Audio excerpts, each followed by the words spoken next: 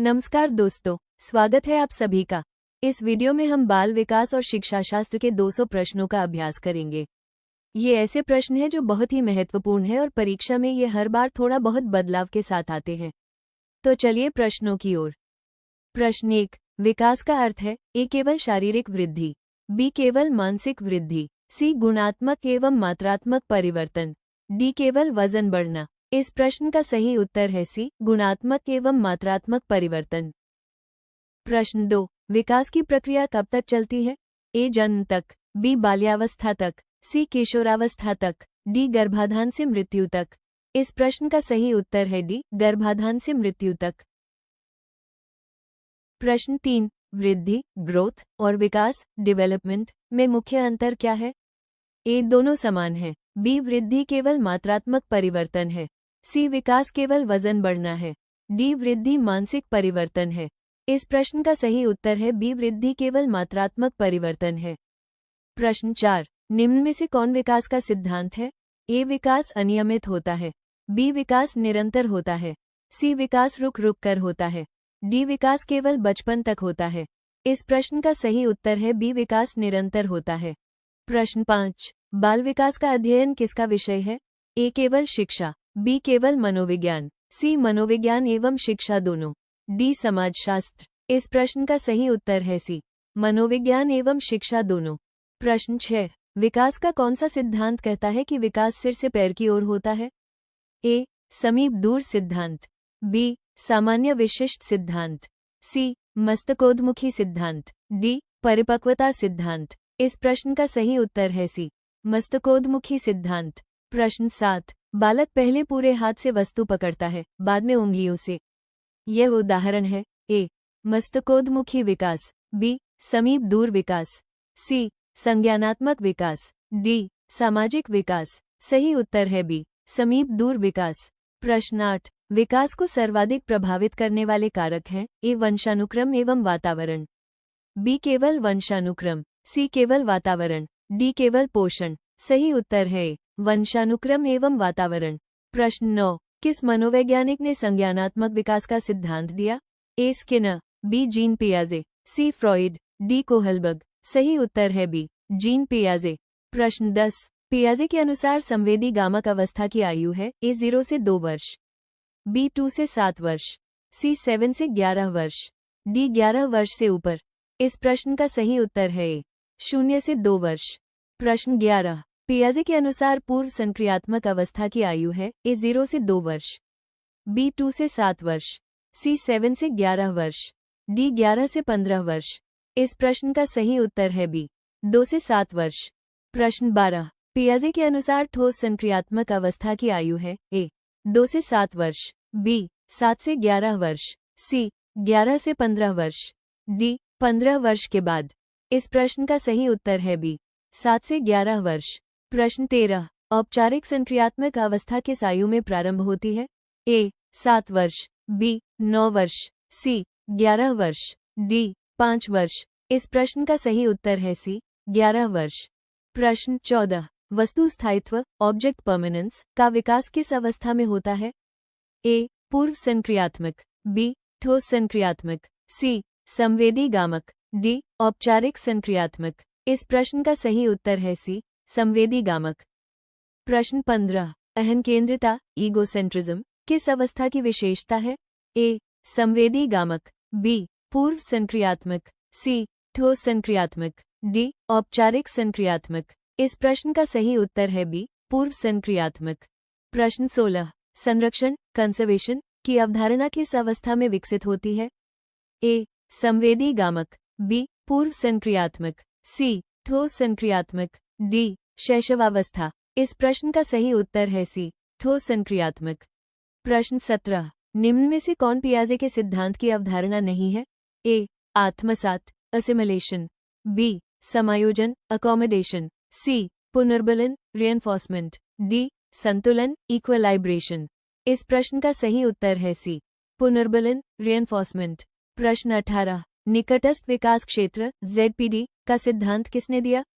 ए पियाजे, B Vygotsky, C Skinner, D Bruner. इस प्रश्न का सही उत्तर है बी वायगोत्स्की। प्रश्न 19।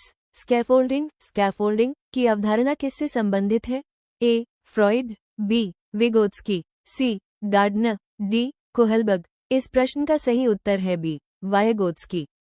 प्रश्न 20। सीखने में भाषा की महत्वपूर्ण भूमिका किसने बताई? A. Thorndike, B. Vygotsky, C. Skinner, D. Guilford. इस प्रश्न का सही उत्तर है बी. वायगोत्स्की।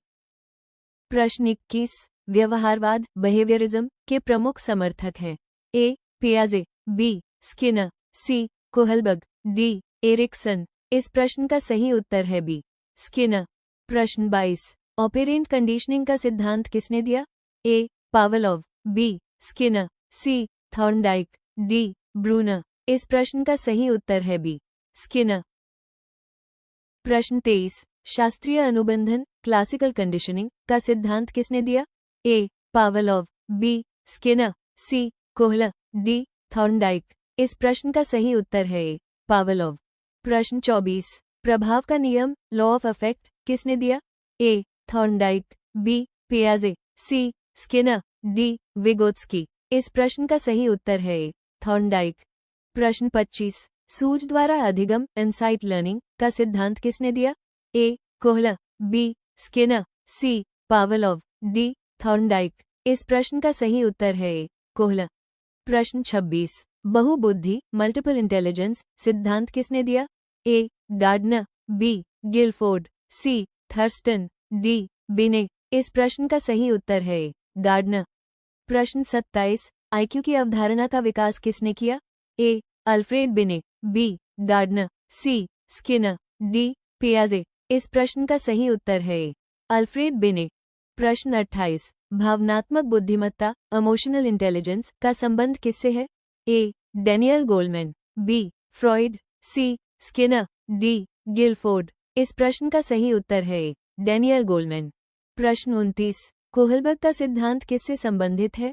ए. नैतिक विकास, बी. संज्ञानात्मक विकास, सी. भाषा विकास, डी. शारीरिक विकास। इस प्रश्न का सही उत्तर है ए. नैतिक विकास।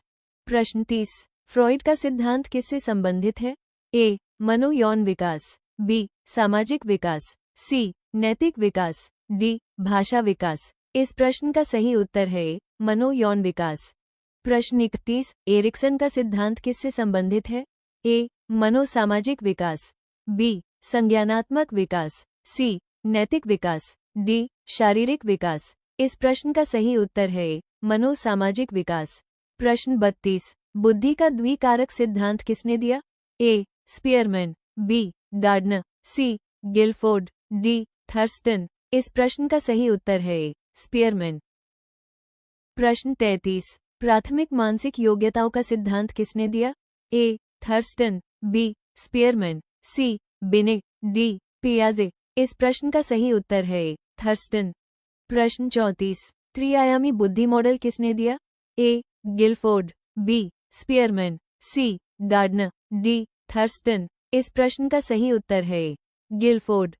प्रश्न 35। अभिप्रेरणा का सबसे महत्वपूर्ण आंतरिक स्रोत है? ए. पुरस्कार, बी. रुचि, सी. दंड, डी. प्रतियोगिता। इस प्रश्न का सही उत्तर है बी. रुचि। प्रश्न 36। सीखने की तत्परता का नियम किसने दिया? A. Thorndike, B. Skinner, C. Pavlov, D. Kohler. इस प्रश्न का सही उत्तर है ए. थॉर्नडाइक। प्रश्न 37। शिक्षक की सबसे महत्वपूर्ण भूमिका है? ए. केवल व्याख्यान देना, बी. अधिगम को सुगम बनाना, सी. परीक्षा लेना, डी. अनुशासन बनाए रखना। इस प्रश्न का सही उत्तर है बी. अधिगम को सुगम बनाना। प्रश्न 38। समावेशी शिक्षा का उद्देश्य है? ए. केवल मेधावी छात्रों को पढ़ाना, बी. सभी बच्चों को समान अवसर देना, सी. केवल दिव्यांग छात्रों को पढ़ाना, डी. केवल ग्रामीण छात्रों को पढ़ाना। इस प्रश्न का सही उत्तर है बी. सभी बच्चों को समान अवसर देना। प्रश्न 39। सीखना सबसे अधिक प्रभावी होता है जब ए. बालक सक्रिय रूप से भाग ले, बी. केवल शिक्षक बोले, सी. केवल गृहकार्य कराया जाए, डी. केवल परीक्षा ली जाए। इस प्रश्न का सही उत्तर है ए. बालक सक्रिय रूप से भाग ले। प्रश्न 40। निदानात्मक मूल्यांकन का उद्देश्य है? ए. अंक देना, बी. कठिनाइयों की पहचान करना, सी. प्रमाण पत्र देना, डी. रैंक बनाना। इस प्रश्न का सही उत्तर है बी, कठिनाइयों की पहचान करना।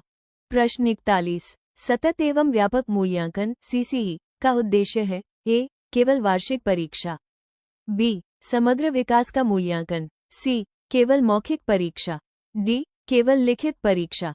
इस प्रश्न का सही उत्तर है बी, समग्र विकास का मूल्यांकन।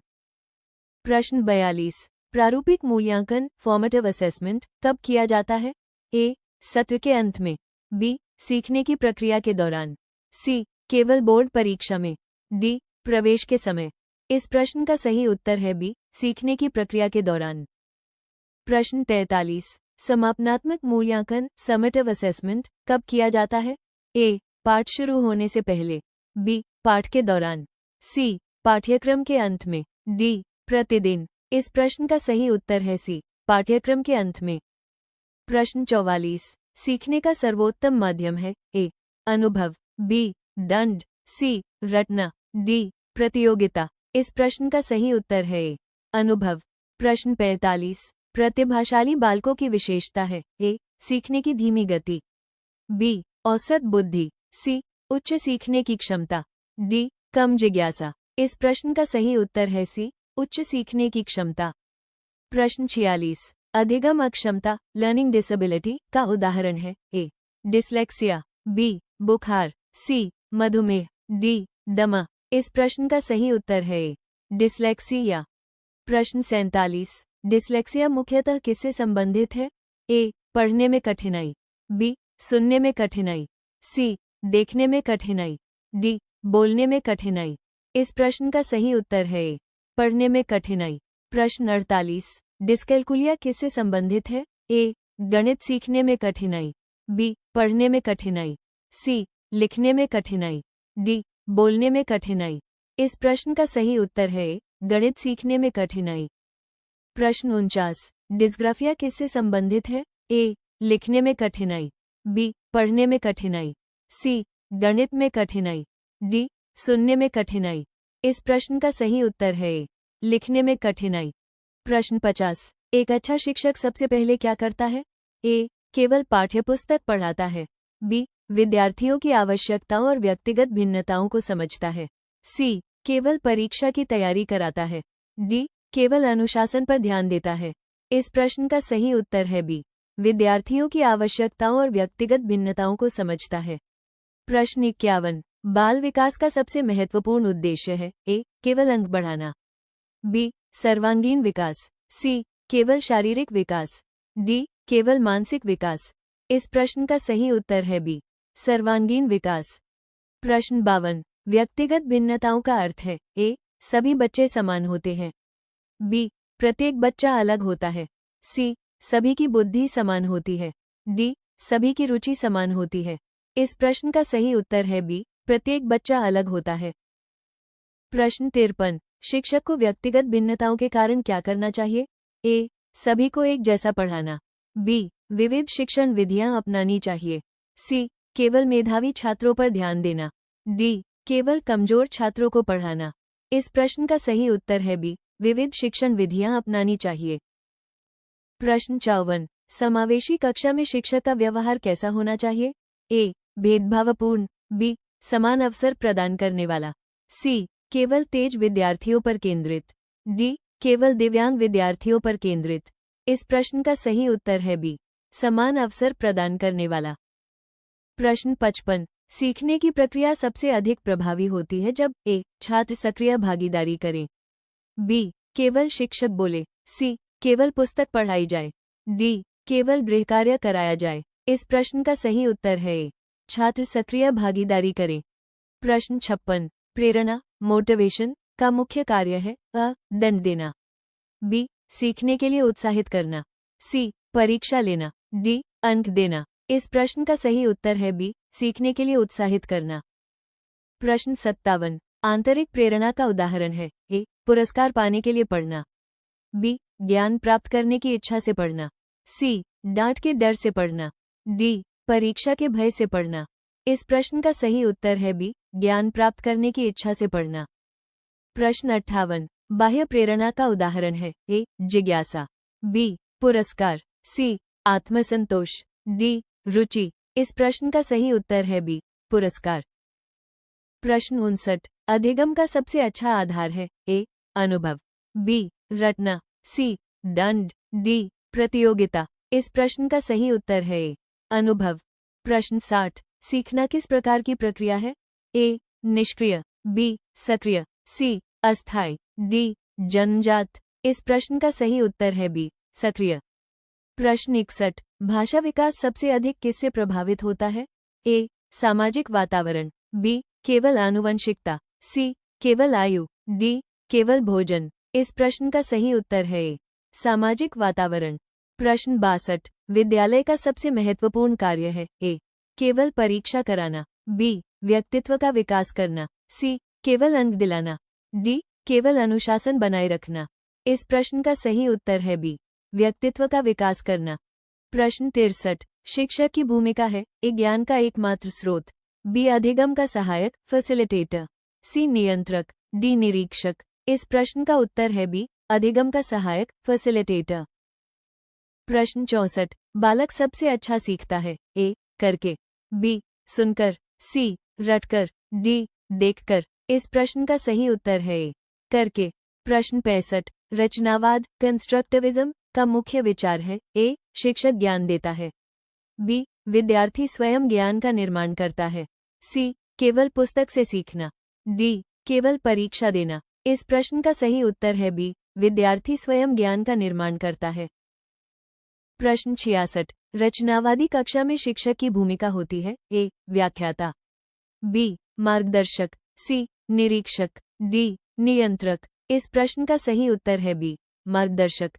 प्रश्न 67, संज्ञानात्मक विकास का संबंध है? ए, सोचने और समझने से, बी, ऊंचाई से, सी, वजन से, डी, खेल से। इस प्रश्न का सही उत्तर है ए, सोचने और समझने से। प्रश्न 68, नैतिक विकास का संबंध है? ए, सही गलत की समझ, बी, शारीरिक वृद्धि, सी, भाषा, डी, ऊंचाई। इस प्रश्न का सही उत्तर है ए, सही गलत की समझ। प्रश्न 69, भावनात्मक विकास का संबंध है? ए, भावनाओं के नियंत्रण से, बी, ऊंचाई से, सी, वजन से, डी, खेल से। इस प्रश्न का सही उत्तर है ए, भावनाओं के नियंत्रण से।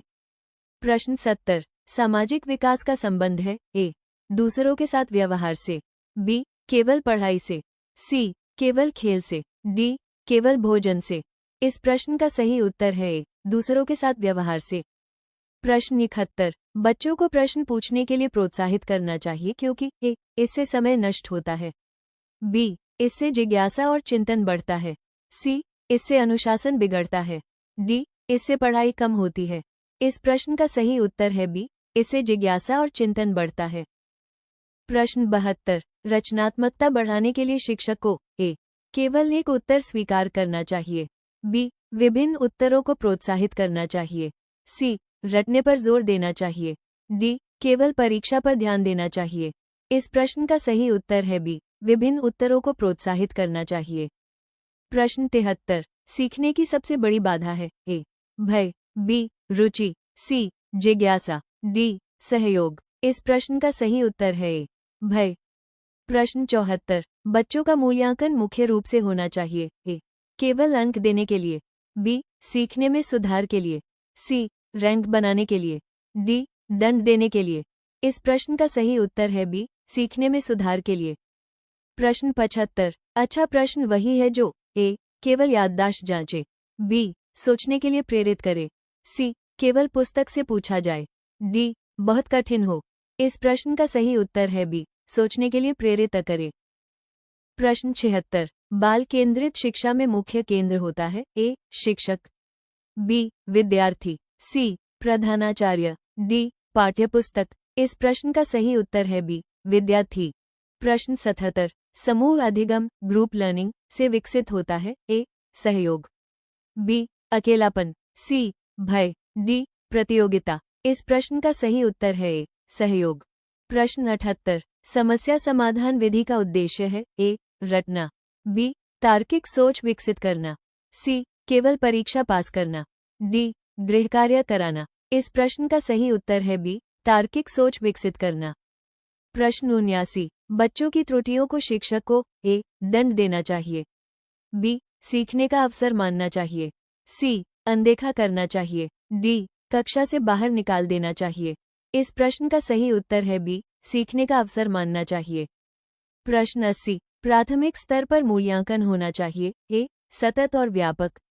बी, केवल वार्षिक। सी, केवल लिखित। डी, केवल मौखिक। इस प्रश्न का सही उत्तर है ए, सतत और व्यापक। प्रश्न 81, सीखना सबसे अधिक स्थायी होता है। ए, अनुभव से। बी, रटने से। सी, सुनने से। डी, परीक्षा से। इस प्रश्न का सही उत्तर है ए, अनुभव से। प्रश्न 82, प्रतिपुष्टि फीडबैक का उद्देश्य है। ए, दंड देना। बी, सुधार करना। सी, अंक घटाना। डी, तुलना करना। इस प्रश्न का सही उत्तर है बी, सुधार करना। प्रश्न 83, शिक्षक को कक्षा में कैसा वातावरण बनाना चाहिए। ए, भययुक्त। बी, सहयोगात्मक। सी, कठोर। डी, दंडात्मक। इस प्रश्न का सही उत्तर है बी, सहयोगात्मक। प्रश्न 84, सभी बच्चों से समान प्रदर्शन की अपेक्षा करना। ए, उचित है। बी, अनुचित है। सी, आवश्यक है। डी, अनिवार्य है। इस प्रश्न का सही उत्तर है बी, अनुचित है। प्रश्न 85, समावेशी शिक्षा में दिव्यांग बच्चों को ए, अलग विद्यालय भेजना चाहिए। बी, सामान्य बच्चों के साथ पढ़ाना चाहिए। सी, घर पर पढ़ाना चाहिए। डी, परीक्षा से मुक्त रखना चाहिए। इस प्रश्न का सही उत्तर है बी, सामान्य बच्चों के साथ पढ़ाना चाहिए। प्रश्न 86, अधिगम का सर्वोत्तम प्रमाण है। ए, व्यवहार में परिवर्तन। बी, ऊंचाई बढ़ना। सी, वजन बढ़ना। डी, आयु बढ़ना। इस प्रश्न का सही उत्तर है ए, व्यवहार में परिवर्तन। प्रश्न 87, रचनात्मक बालक की प्रमुख विशेषता है। ए, जिज्ञासु होना। बी, केवल रटना। सी, चुप रहना। डी, निर्देशों का पालन भर करना। इस प्रश्न का सही उत्तर है ए, जिज्ञासु होना। प्रश्न 88, शिक्षक को प्रश्न पूछते समय ध्यान रखना चाहिए कि ए, केवल मेधावी बच्चे उत्तर दें।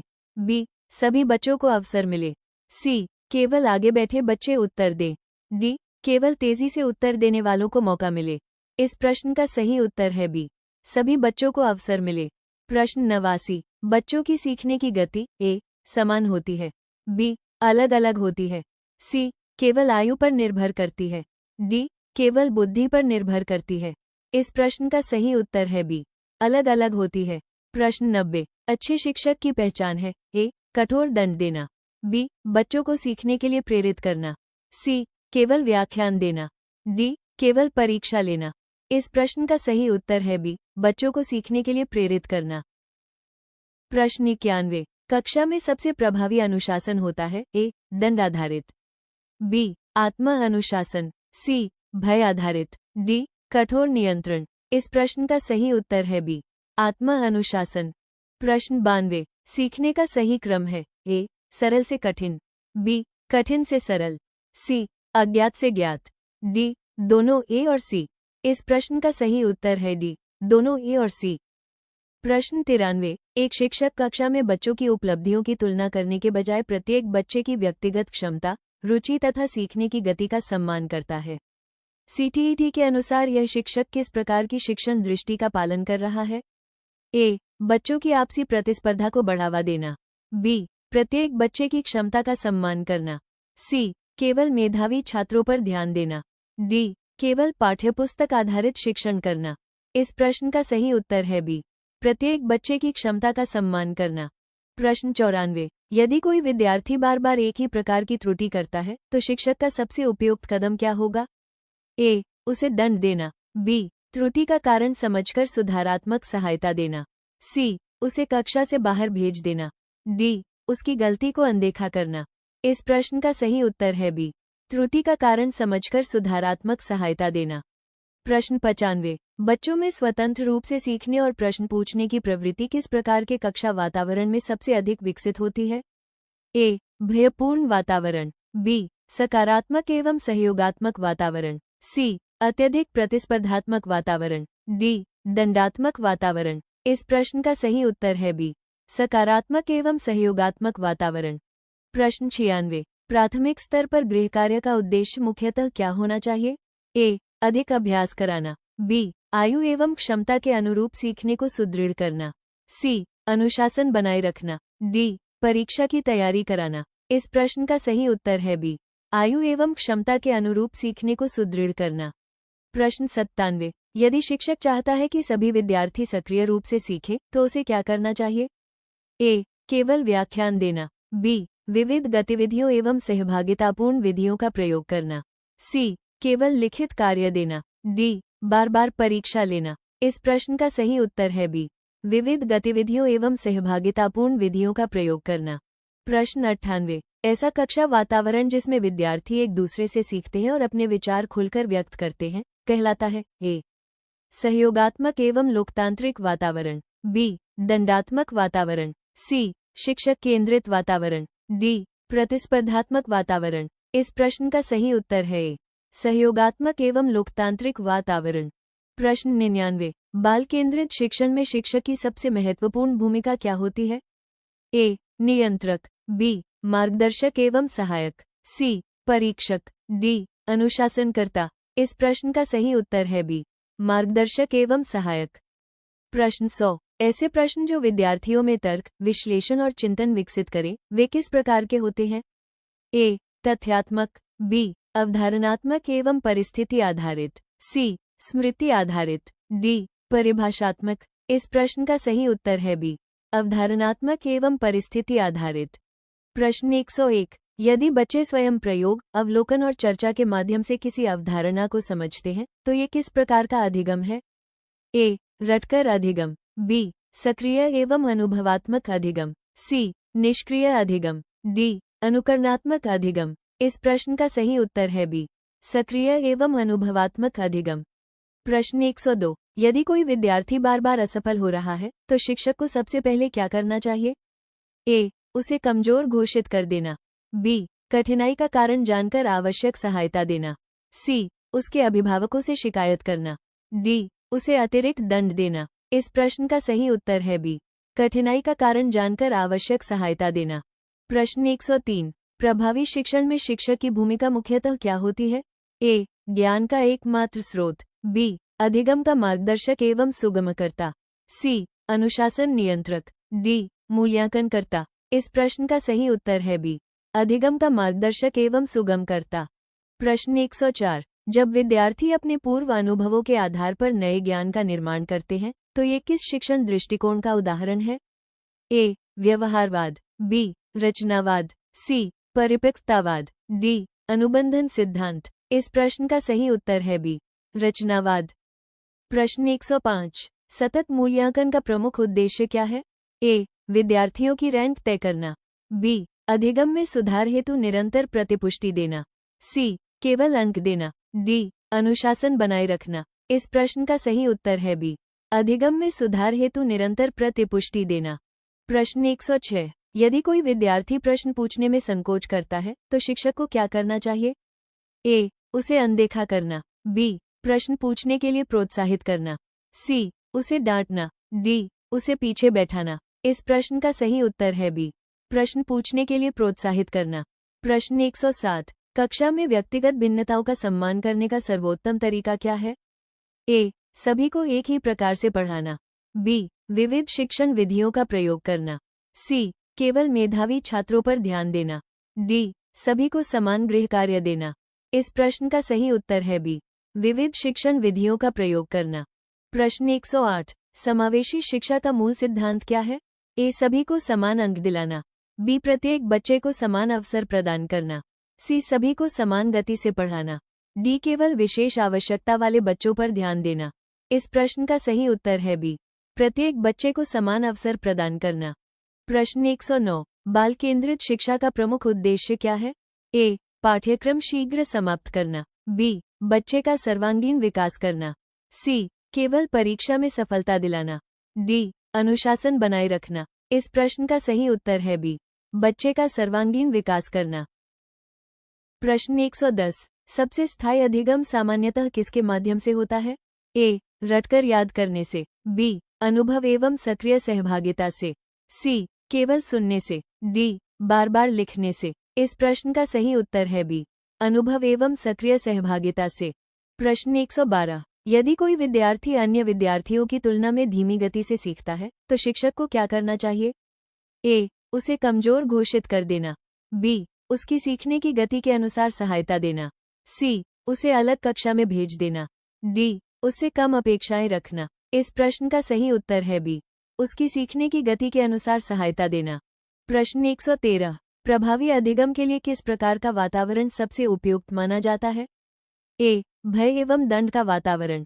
बी, सहयोगात्मक एवं सम्मानपूर्ण वातावरण। सी, केवल प्रतियोगिता का वातावरण। डी, पुनर्तः शिक्षक केंद्रित वातावरण। इस प्रश्न का सही उत्तर है बी, सहयोगात्मक एवं सम्मानपूर्ण वातावरण। प्रश्न 114, एक प्रभावी शिक्षक का व्यवहार विद्यार्थियों के प्रति कैसा होना चाहिए? ए, पक्षपातपूर्ण। बी, निष्पक्ष एवं संवेदनशील। सी, कठोर एवं भय उत्पन्न करने वाला। डी, केवल अनुशासन पर केंद्रित। इस प्रश्न का सही उत्तर है बी, निष्पक्ष एवं संवेदनशील। प्रश्न 115, विद्यार्थियों में रचनात्मकता विकसित करने के लिए शिक्षक को क्या करना चाहिए? ए, केवल एक सही उत्तर स्वीकार करना। बी, नए विचारों एवं वैकल्पिक उत्तरों को प्रोत्साहित करना। सी, केवल रटने पर बल देना। डी, केवल परीक्षा की तैयारी कराना। इस प्रश्न का सही उत्तर है बी, नए विचारों एवं वैकल्पिक उत्तरों को प्रोत्साहित करना। प्रश्न 116, अधिगम की प्रक्रिया में विद्यार्थियों द्वारा की गई त्रुटियां क्या दर्शाती हैं? ए, असफलता। बी, सीखने की स्वाभाविक प्रक्रिया। सी, अनुशासनहीनता। डी, कम बुद्धिमत्ता। इस प्रश्न का सही उत्तर है बी, सीखने की स्वाभाविक प्रक्रिया। प्रश्न 117, लोकतांत्रिक कक्षा की सबसे महत्वपूर्ण विशेषता क्या है? ए, सभी निर्णय केवल शिक्षक लेता है। बी, विद्यार्थियों की सक्रिय सहभागिता होती है। सी, केवल अनुशासन पर बल दिया जाता है। डी, केवल परीक्षा परिणामों पर ध्यान दिया जाता है। इस प्रश्न का सही उत्तर है बी, विद्यार्थियों की सक्रिय सहभागिता होती है। प्रश्न 118, सीखने के लिए सबसे प्रभावी आंतरिक प्रेरक कौन सा है? ए, दंड का भय। बी, जिज्ञासा। सी, प्रतियोगिता। डी, पुरस्कार। इस प्रश्न का सही उत्तर है बी, जिज्ञासा। प्रश्न 119, जब विद्यार्थी अपने पूर्व अनुभवों के आधार पर नए ज्ञान का निर्माण करता है तो ये किस सिद्धांत का उदाहरण है? ए, व्यवहारवाद। बी, रचनावाद। सी, अनुबंधन सिद्धांत। डी, परीक्षण त्रुटि सिद्धांत। इस प्रश्न का सही उत्तर है बी, रचनावाद। प्रश्न 120, कक्षा में प्रश्न पूछने का प्रमुख उद्देश्य क्या है? ए, केवल स्मृति की जांच करना। बी, चिंतन एवं तर्कशक्ति का विकास करना। सी, अनुशासन बनाए रखना। डी, गृहकार्य की जांच करना। इस प्रश्न का सही उत्तर है बी, चिंतन एवं तर्कशक्ति का विकास करना। प्रश्न 121, एक शिक्षक बच्चों को किसी नई अवधारणा को पढ़ाने से पहले उनके पूर्व अनुभवों पर चर्चा कराता है। इसके बाद वो बच्चों को समूह में गतिविधि कराकर स्वयं निष्कर्ष निकालने के लिए प्रेरित करता है। ये शिक्षण किस दृष्टिकोण को दर्शाता है? ए, व्यवहारवादी दृष्टिकोण। बी, रचनावादी दृष्टिकोण। सी, व्याख्यान आधारित शिक्षण। डी, रटने पर आधारित शिक्षण। इस प्रश्न का सही उत्तर है बी, रचनावादी दृष्टिकोण।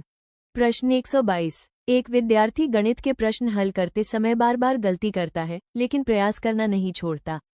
शिक्षक उसकी गलतियों का विश्लेषण करके आवश्यक सहायता प्रदान करता है।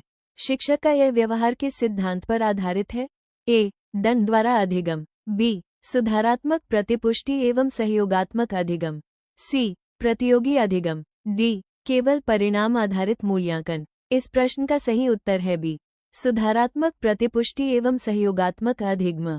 प्रश्न 123, एक शिक्षक बच्चों की रुचि, क्षमता और सीखने की शैली को समझने के लिए नियमित रूप से उनका अवलोकन करता है। इस प्रक्रिया का मुख्य उद्देश्य क्या है? ए, बच्चों को अंक देना। बी, अनुशासन बनाए रखना। सी, प्रत्येक बच्चे की अधिगम आवश्यकताओं को समझना।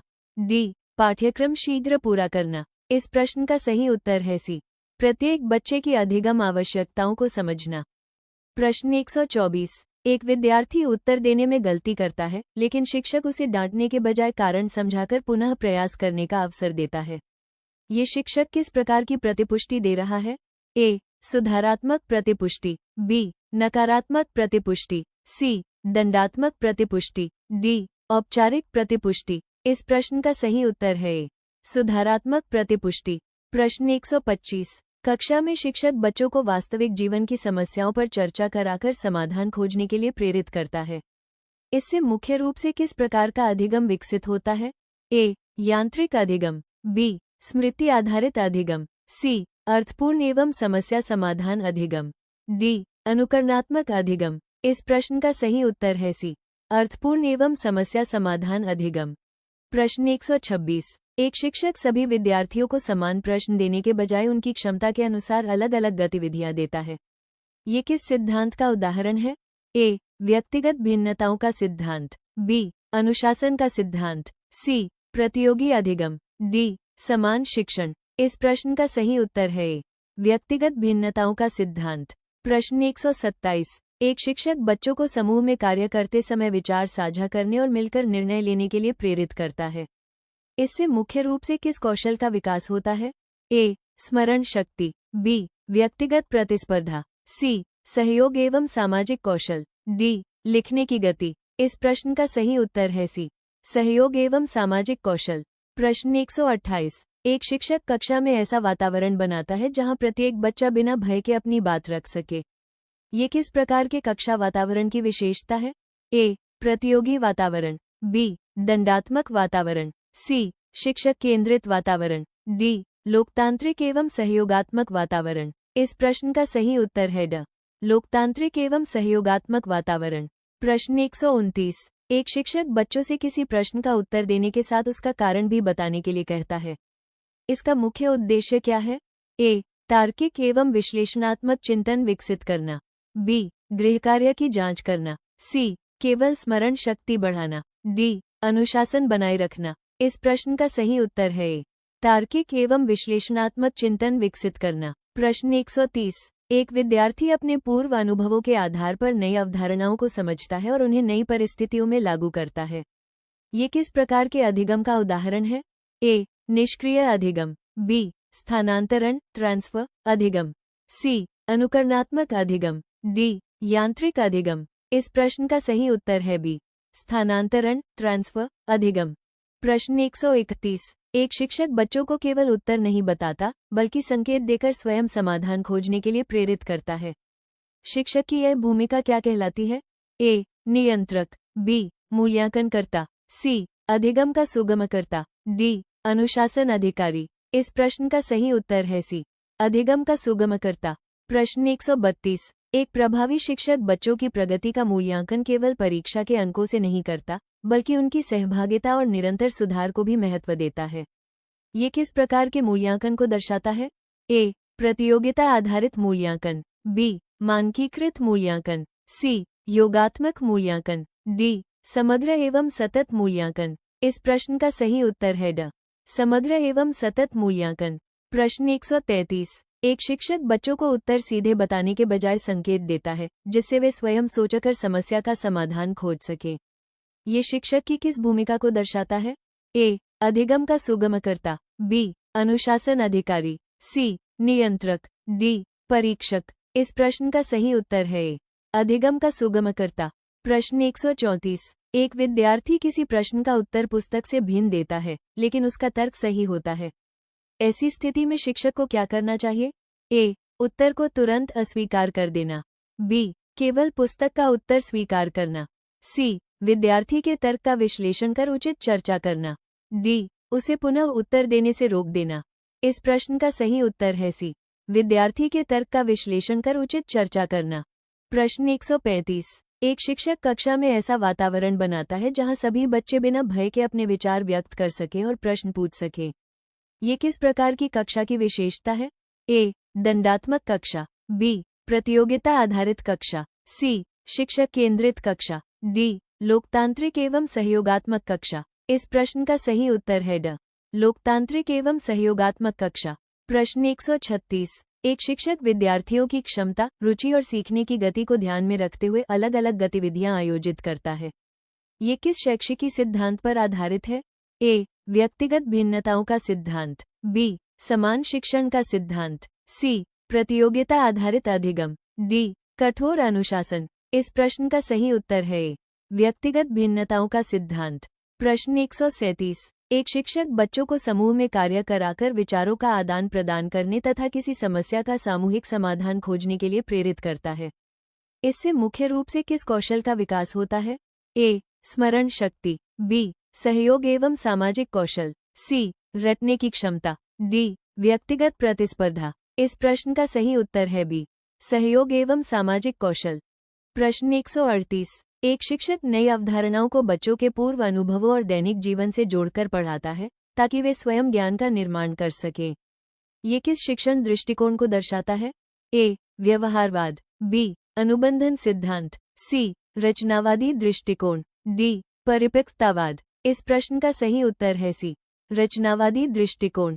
प्रश्न 139। एक विद्यार्थी उत्तर देते समय त्रुटि करता है, लेकिन शिक्षक उसे अपनी गलती समझने और दोबारा प्रयास करने का अवसर देता है।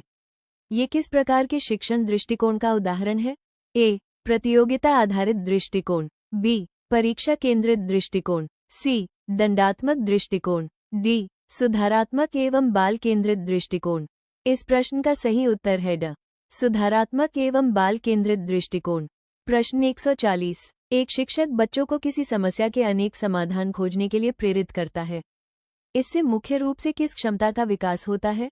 ए. सृजनात्मक चिंतन, बी. स्मरण शक्ति, सी. अनुकरण, डी. रटने की क्षमता। इस प्रश्न का सही उत्तर है ए. सृजनात्मक चिंतन। प्रश्न 141। एक शिक्षक बच्चों से सीखी हुई अवधारणाओं का उपयोग वास्तविक जीवन की परिस्थितियों में करने के लिए कहता है। ये किस प्रकार के अधिगम का उदाहरण है? ए. निष्क्रिय अधिगम, बी. यांत्रिक अधिगम, सी. स्थानांतरण ट्रांसफर अधिगम, डी. अनुकरणात्मक अधिगम। इस प्रश्न का सही उत्तर है सी. स्थानांतरण ट्रांसफर अधिगम। प्रश्न 142। एक शिक्षक प्रत्येक विद्यार्थी को उसकी सीखने की गति के अनुसार सहायता प्रदान करता है ताकि सभी बच्चे अपनी क्षमता के अनुसार प्रगति कर सकें।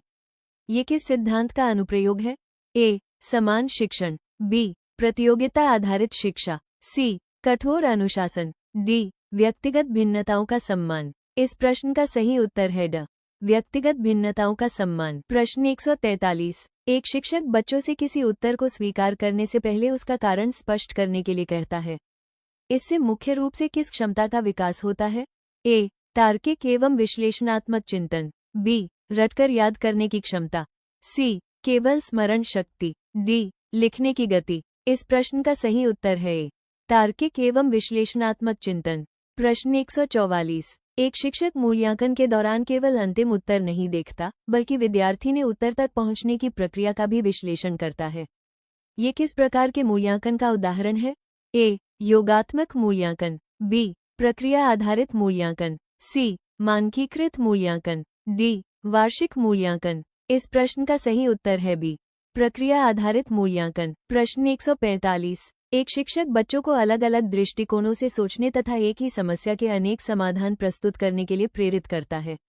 इससे मुख्य रूप से क्या विकसित होता है?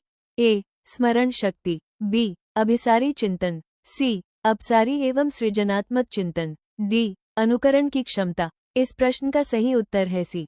अपसारी एवं सृजनात्मक चिंतन। प्रश्न 146। एक प्रभावी शिक्षक किसी विद्यार्थी की तुलना अन्य विद्यार्थियों से करने के बजाय उसकी स्वयं की प्रगति के आधार पर मूल्यांकन करता है। ये किस प्रकार की मूल्यांकन प्रक्रिया को दर्शाता है? ए. प्रतियोगिता आधारित मूल्यांकन, बी. तुलनात्मक मूल्यांकन, सी. मानक संदर्भित मूल्यांकन, डी. विकासोन्मुख मूल्यांकन। इस प्रश्न का सही उत्तर है ड. विकासोन्मुख मूल्यांकन। प्रश्न 147। एक शिक्षक कक्षा में बच्चों को अपनी जिज्ञासाओं के आधार पर प्रश्न पूछने, चर्चा करने तथा तर्क प्रस्तुत करने के लिए प्रोत्साहित करता है। इससे मुख्य रूप से किस क्षमता का विकास होता है? ए. आलोचनात्मक चिंतन, बी. स्मरण शक्ति, सी. अनुकरण की क्षमता, डी. रटकर सीखने की आदत। इस प्रश्न का सही उत्तर है ए.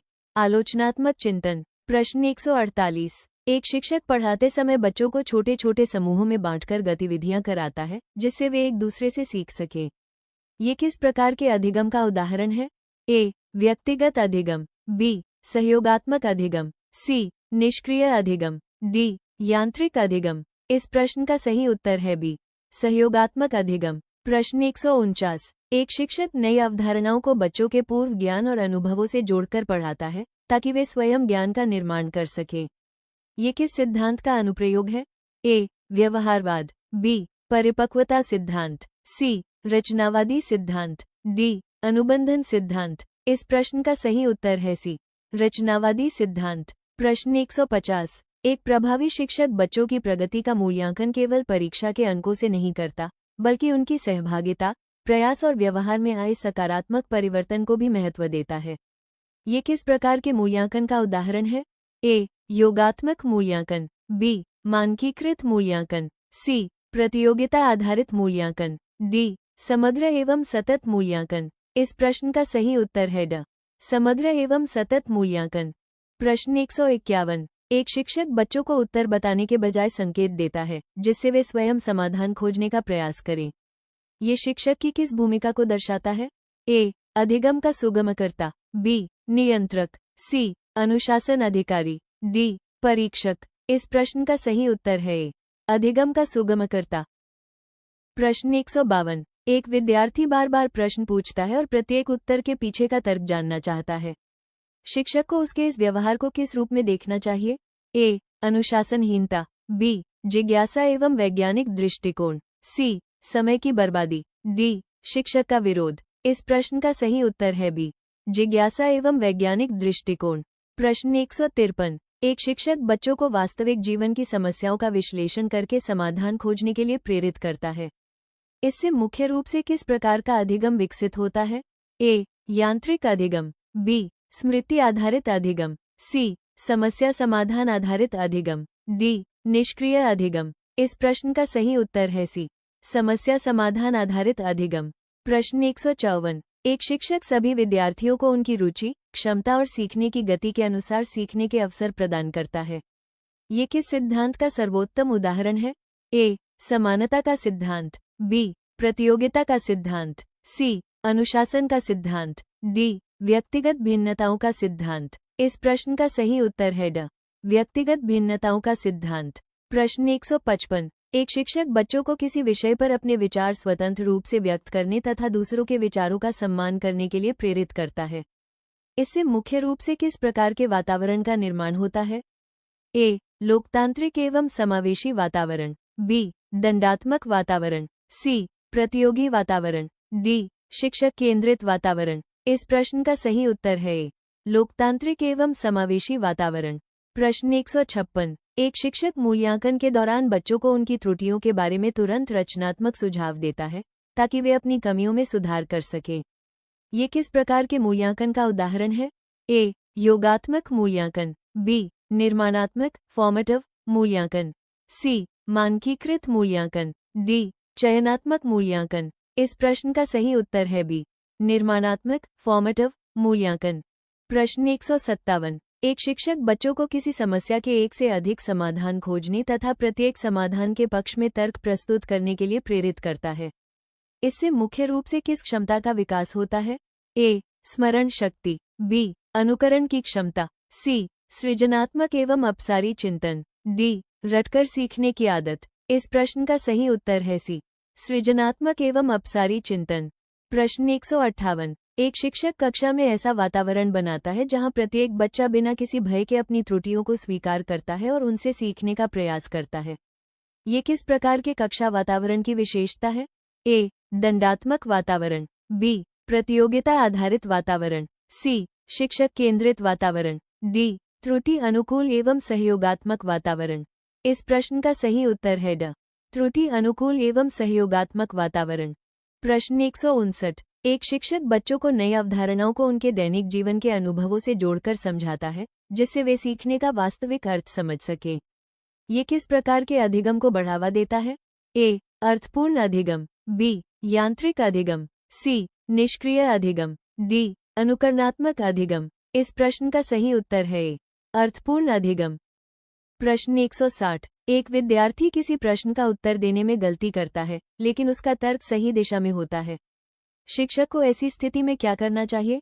ए. उत्तर को तुरंत अस्वीकार कर देना, बी. सही उत्तर स्वयं बता देना, सी. उसके तर्क की सराहना करते हुए सही अवधारणा स्पष्ट करना, डी. उसे उत्तर देने से रोक देना। इस प्रश्न का सही उत्तर है सी. उसके तर्क की सराहना करते हुए सही अवधारणा स्पष्ट करना। प्रश्न 161। एक शिक्षक बच्चों की उपलब्धियों की तुलना अन्य विद्यार्थियों से करने के बजाय उनकी व्यक्तिगत प्रगति के आधार पर मूल्यांकन करता है। ये किस प्रकार के मूल्यांकन को दर्शाता है? ए. प्रतियोगिता आधारित मूल्यांकन, बी. मानक संदर्भित मूल्यांकन, सी. केवल योगात्मक मूल्यांकन, डी. विकासोन्मुख मूल्यांकन। इस प्रश्न का सही उत्तर है ड. विकासोन्मुख मूल्यांकन। प्रश्न 162। एक शिक्षक कक्षा में बच्चों को प्रश्न पूछने, अपने विचार रखने तथा दूसरों के विचारों का सम्मान करने के लिए प्रेरित करता है। ये किस प्रकार की कक्षा की विशेषता है? ए. लोकतांत्रिक एवं सहभागितापूर्ण कक्षा। बी. दंडात्मक कक्षा। सी. शिक्षक केंद्रित कक्षा। डी. प्रतियोगिता आधारित कक्षा। इस प्रश्न का सही उत्तर है ए. लोकतांत्रिक एवं सहभागितापूर्ण कक्षा। प्रश्न 163। एक शिक्षक बच्चों को समूह में कार्य करते समय प्रत्येक सदस्य को अलग अलग जिम्मेदारी देता है ताकि सभी सक्रिय रूप से भाग लें। इससे मुख्य रूप से किस कौशल का विकास होता है? ए. व्यक्तिगत प्रतिस्पर्धा। बी. सहयोग एवं उत्तरदायित्व। सी. स्मरण शक्ति। डी. अनुकरण की क्षमता। इस प्रश्न का सही उत्तर है बी.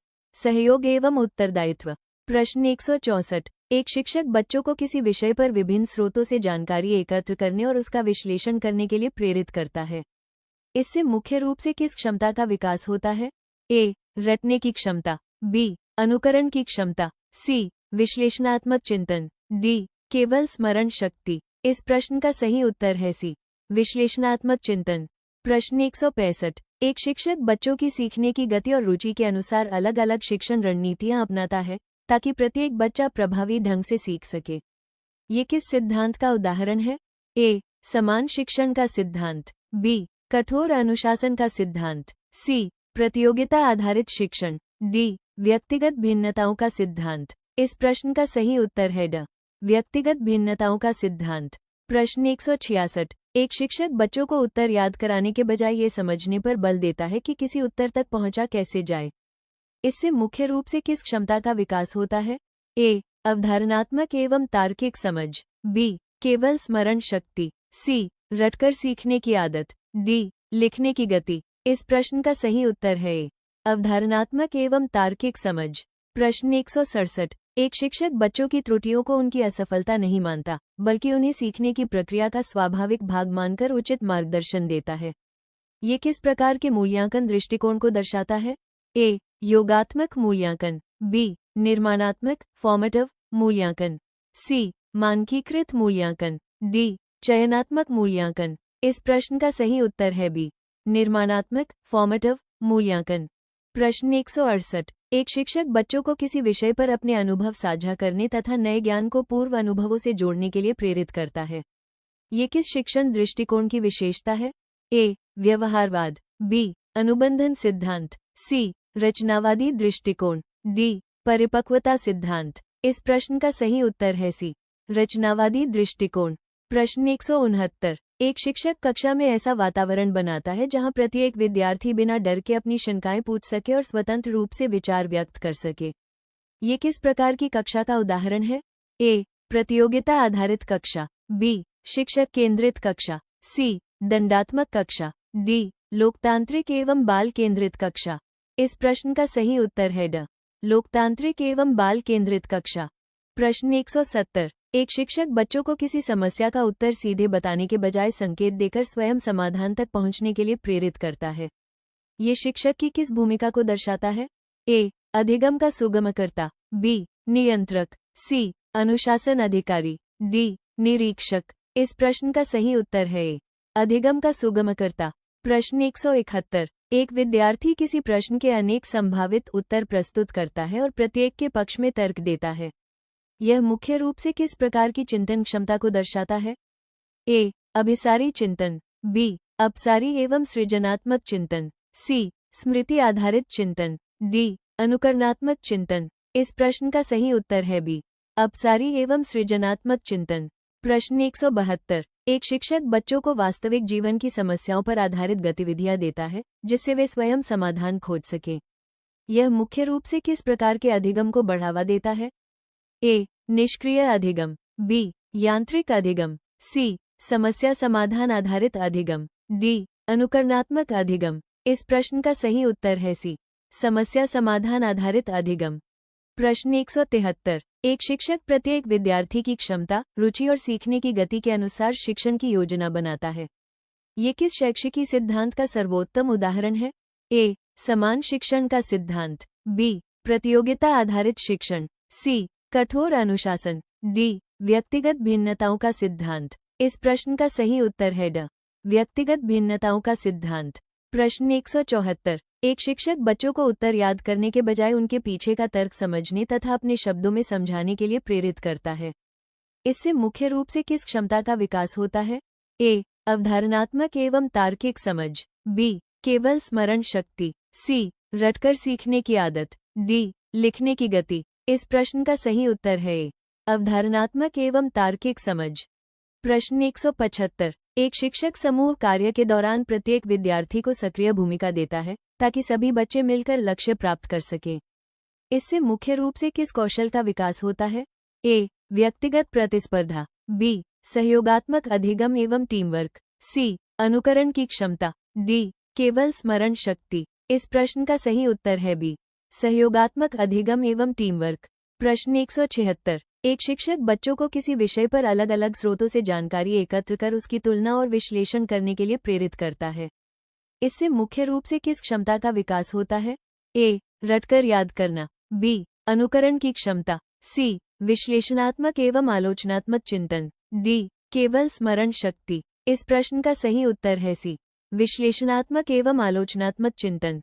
प्रश्न 177। एक शिक्षक कक्षा में बच्चों की उपलब्धियों की तुलना अन्य विद्यार्थियों से नहीं करता, बल्कि उनकी व्यक्तिगत प्रगति और प्रयास के आधार पर उन्हें प्रोत्साहित करता है। ये किस प्रकार के मूल्यांकन दृष्टिकोण को दर्शाता है? ए. मानक संदर्भित मूल्यांकन। बी. प्रतियोगिता आधारित मूल्यांकन। सी. केवल योगात्मक मूल्यांकन। डी. विकासोन्मुख मूल्यांकन। इस प्रश्न का सही उत्तर है ड.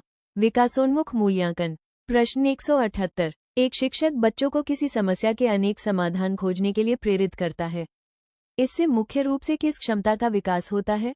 ए. स्मरण शक्ति। बी. सृजनात्मक चिंतन। सी. अनुकरण। डी. रटने की क्षमता। इस प्रश्न का सही उत्तर है बी.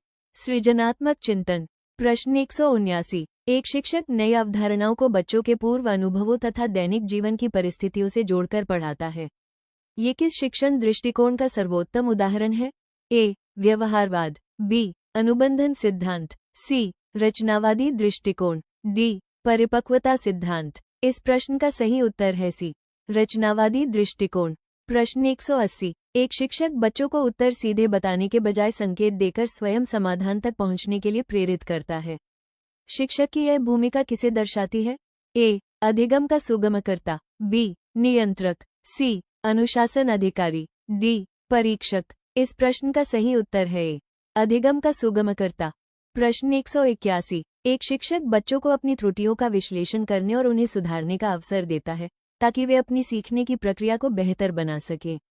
ये किस प्रकार के मूल्यांकन का उदाहरण है? ए. मानकीकृत मूल्यांकन। बी. निर्माणात्मक फॉर्मेटिव मूल्यांकन। सी. चयनात्मक मूल्यांकन। डी. योगात्मक मूल्यांकन। इस प्रश्न का सही उत्तर है बी. निर्माणात्मक फॉर्मेटिव मूल्यांकन। प्रश्न 182। एक शिक्षक कक्षा में प्रत्येक विद्यार्थी को प्रश्न पूछने, विचार व्यक्त करने तथा दूसरों की बात सुनने का समान अवसर देता है। ये किस प्रकार की कक्षा की विशेषता है? ए. प्रतियोगिता आधारित कक्षा। बी. शिक्षक केंद्रित कक्षा। सी. दंडात्मक कक्षा। डी. लोकतांत्रिक एवं सहभागितापूर्ण कक्षा। इस प्रश्न का सही उत्तर है ड. लोकतांत्रिक एवं सहभागितापूर्ण कक्षा। प्रश्न 183। एक शिक्षक बच्चों को किसी विषय पर विभिन्न स्रोतों से जानकारी एकत्र कर उसका विश्लेषण करने के लिए प्रेरित करता है। इससे मुख्य रूप से किस क्षमता का विकास होता है? ए. विश्लेषणात्मक एवं आलोचनात्मक चिंतन। बी. केवल स्मरण शक्ति। सी. अनुकरण की क्षमता। डी. रटकर याद करने की क्षमता। इस प्रश्न का सही उत्तर है ए. विश्लेषणात्मक एवं आलोचनात्मक चिंतन। प्रश्न 184। एक शिक्षक समूह कार्य के दौरान प्रत्येक विद्यार्थी को सक्रिय भूमिका निभाने का अवसर देता है, जिससे सभी बच्चे एक दूसरे से सीख सकें। ये किस प्रकार के अधिगम का उदाहरण है? ए. व्यक्तिगत अधिगम। बी. सहयोगात्मक अधिगम। सी. निष्क्रिय अधिगम। डी. यांत्रिक अधिगम। इस प्रश्न का सही उत्तर है बी. सहयोगात्मक अधिगम। प्रश्न 185। एक शिक्षक बच्चों को वास्तविक जीवन की परिस्थितियों पर आधारित गतिविधियां देता है ताकि वे सीखी हुई अवधारणाओं का व्यवहारिक उपयोग कर सकें। ये किस प्रकार के अधिगम को बढ़ावा देता है? ए. निष्क्रिय अधिगम। बी. अनुकरणात्मक अधिगम। सी. स्थानांतरण ट्रांसफर अधिगम। डी. यांत्रिक अधिगम। इस प्रश्न का सही उत्तर है सी. स्थानांतरण ट्रांसफर अधिगम। प्रश्न 185। एक शिक्षक बच्चों को वास्तविक जीवन की परिस्थितियों पर आधारित गतिविधियां देता है ताकि वे सीखी हुई अवधारणाओं का व्यावहारिक उपयोग कर सके। ये किस प्रकार के अधिगम को बढ़ावा देता है? ए. निष्क्रिय अधिगम, बी. अनुकरणात्मक अधिगम, सी. स्थानांतरण ट्रांसफर अधिगम, डी. यांत्रिक अधिगम। प्रश्न 169। एक शिक्षक कक्षा में ऐसा वातावरण बनाता है जहां प्रत्येक विद्यार्थी बिना डर के अपनी शंकाएं पूछ सके और स्वतंत्र रूप से विचार व्यक्त कर सके। ये किस प्रकार की कक्षा का उदाहरण है? ए. प्रतियोगिता आधारित कक्षा, बी. शिक्षक केंद्रित कक्षा, सी. दंडात्मक कक्षा, डी. लोकतांत्रिक एवं बाल केंद्रित कक्षा। प्रश्न 187। एक शिक्षक बच्चों को उत्तर याद करने के बजाय उसके पीछे के तर्क और अवधारणा को अपने शब्दों में समझाने के लिए प्रेरित करता है। इससे मुख्य रूप से किस क्षमता का विकास होता है? ए. अवधारणात्मक एवं तार्किक समझ, बी. केवल स्मरण शक्ति, सी. अनुकरण की क्षमता, डी. रटकर याद करने की आदत। प्रश्न 189। एक शिक्षक बच्चों के पूर्व ज्ञान को ध्यान में रखते हुए नई अवधारणाओं का निर्माण कराता है ताकि वे स्वयं अर्थपूर्ण ज्ञान विकसित कर सकें। ये किस शिक्षण सिद्धांत को दर्शाता है? ए. व्यवहारवाद, बी. अनुबंधन सिद्धांत, सी. रचनावादी सिद्धांत, डी. परिपक्वता सिद्धांत। इस प्रश्न का सही उत्तर है सी. रचनावादी सिद्धांत। प्रश्न 190। एक प्रभावी शिक्षक बच्चों की उपलब्धियों का मूल्यांकन केवल परीक्षा परिणामों से नहीं करता, बल्कि उनके प्रयास, सहभागिता और निरंतर प्रगति को भी महत्व देता है। ये किस प्रकार के मूल्यांकन का उदाहरण है? ए. योगात्मक मूल्यांकन, बी. मानकीकृत मूल्यांकन, सी. प्रतियोगिता आधारित मूल्यांकन, डी. समग्र एवं सतत मूल्यांकन। इस प्रश्न का सही उत्तर है ड. समग्र एवं सतत मूल्यांकन। प्रश्न 191। एक शिक्षक बच्चों को विभिन्न दृष्टिकोणों से सोचने तथा किसी समस्या के वैकल्पिक समाधान प्रस्तुत करने के लिए प्रेरित करता है। इससे मुख्य रूप से किस क्षमता का विकास होता है? ए. अपसारी एवं सृजनात्मक चिंतन, बी. केवल स्मरण शक्ति, सी. अनुकरण की क्षमता, डी. रटने की क्षमता। इस प्रश्न का सही उत्तर है ए. अपसारी एवं सृजनात्मक चिंतन। प्रश्न 192। एक शिक्षक विद्यार्थियों की त्रुटियों पर तुरंत रचनात्मक सुझाव देता है ताकि वे अपनी कमियों को समझकर उनमें सुधार कर सकें। ये किस प्रकार के मूल्यांकन का उदाहरण है? ए. मानकीकृत मूल्यांकन, बी. निर्माणात्मक फॉर्मेटिव मूल्यांकन, सी. योगात्मक मूल्यांकन, डी. चयनात्मक मूल्यांकन। इस प्रश्न का सही उत्तर है बी. निर्माणात्मक फॉर्मेटिव मूल्यांकन। प्रश्न 193। एक शिक्षक बच्चों को अपने अनुभवों के आधार पर किसी अवधारणा की व्याख्या करने और नए निष्कर्ष निकालने के लिए प्रेरित करता है। ये किस प्रकार के अधिगम को दर्शाता है? ए. निष्क्रिय अधिगम, बी. अनुकरणात्मक अधिगम, सी. अर्थपूर्ण एवं रचनात्मक अधिगम, डी. यांत्रिक अधिगम। इस प्रश्न का सही उत्तर है सी. अर्थपूर्ण एवं रचनात्मक अधिगम। प्रश्न 194। एक शिक्षक प्रत्येक विद्यार्थी को उसकी क्षमता और सीखने की गति के अनुसार सहायता प्रदान करता है, जिससे सभी बच्चे अपनी क्षमता के अनुरूप प्रगति कर सकें। ये किस सिद्धांत का उदाहरण है? ए. समान शिक्षण का सिद्धांत, बी. प्रतियोगिता आधारित शिक्षा, सी. कठोर अनुशासन, डी. व्यक्तिगत भिन्नताओं का सिद्धांत। इस प्रश्न का सही उत्तर है ड. व्यक्तिगत भिन्नताओं का सिद्धांत। प्रश्न 195। एक शिक्षक बच्चों को प्रश्न पूछने, चर्चा करने तथा बिना किसी भय के अपने विचार व्यक्त करने के लिए प्रोत्साहित करता है। ये किस प्रकार के कक्षा वातावरण की विशेषता है? ए. लोकतांत्रिक एवं समावेशी वातावरण, बी. दंडात्मक वातावरण, सी. प्रतियोगिता आधारित वातावरण, डी. शिक्षक केंद्रित वातावरण। इस प्रश्न का सही उत्तर है ए. लोकतांत्रिक एवं समावेशी वातावरण। प्रश्न 196। एक शिक्षक बच्चों को वास्तविक जीवन की समस्याओं पर आधारित परियोजनाएं देता है ताकि वे मिलकर समाधान खोज सकें। इससे मुख्य रूप से किस प्रकार का अधिगम विकसित होता है? ए. यांत्रिक अधिगम, बी. सहयोगात्मक एवं समस्या समाधान अधिगम, सी. निष्क्रिय अधिगम, डी. केवल स्मृति आधारित अधिगम। इस प्रश्न का सही उत्तर है बी. सहयोगात्मक एवं समस्या समाधान अधिगम। प्रश्न 197। एक शिक्षक बच्चों को किसी विषय पर अलग अलग स्रोतों से जानकारी एकत्र करने, उसका विश्लेषण करने तथा अपने निष्कर्ष प्रस्तुत करने के लिए प्रेरित करता है। इससे मुख्य रूप से किस क्षमता का विकास होता है? ए. स्मरण शक्ति, बी. अनुकरण की क्षमता, सी. विश्लेषणात्मक एवं आलोचनात्मक चिंतन, डी. रटने की क्षमता। इस प्रश्न का सही उत्तर है सी. विश्लेषणात्मक एवं आलोचनात्मक चिंतन। प्रश्न 198। एक शिक्षक बच्चों को उत्तर सीधे बताने के बजाय ऐसे प्रश्न पूछता है जिनसे वे स्वयं सोचकर सही निष्कर्ष तक पहुंच सके। ये शिक्षक की किस भूमिका को दर्शाता है? ए. नियंत्रक, बी. परीक्षक, सी. अनुशासन अधिकारी, डी. अधिगम का सुगमकर्ता। इस प्रश्न का सही उत्तर है ड. अधिगम का सुगमकर्ता। प्रश्न 199। एक शिक्षक बच्चों को उनकी रुचि, क्षमता और सीखने की गति के अनुसार अलग अलग गतिविधियां प्रदान करता है ताकि प्रत्येक बच्चा अपनी क्षमता के अनुसार सीख सके। ये किस सिद्धांत का सर्वोत्तम उदाहरण है? ए. व्यक्तिगत भिन्नताओं का सिद्धांत, बी. समान शिक्षण का सिद्धांत, सी. प्रतियोगिता आधारित शिक्षण, डी. कठोर अनुशासन। इस प्रश्न का सही उत्तर है ए. व्यक्तिगत भिन्नताओं का सिद्धांत। प्रश्न 200। एक शिक्षक कक्षा में बच्चों को समूह चर्चा, तर्क वितर्क और विभिन्न दृष्टिकोणों पर विचार करने के लिए प्रेरित करता है जिससे वे स्वयं ज्ञान का निर्माण कर सकें। ये किस शिक्षण दृष्टिकोण का सर्वोत्तम उदाहरण है? ए. व्यवहारवाद, बी. रचनावादी दृष्टिकोण, सी. परिपक्वता सिद्धांत, डी. अनुबंधन सिद्धांत। इस प्रश्न का सही उत्तर है बी. रचनावादी दृष्टिकोण।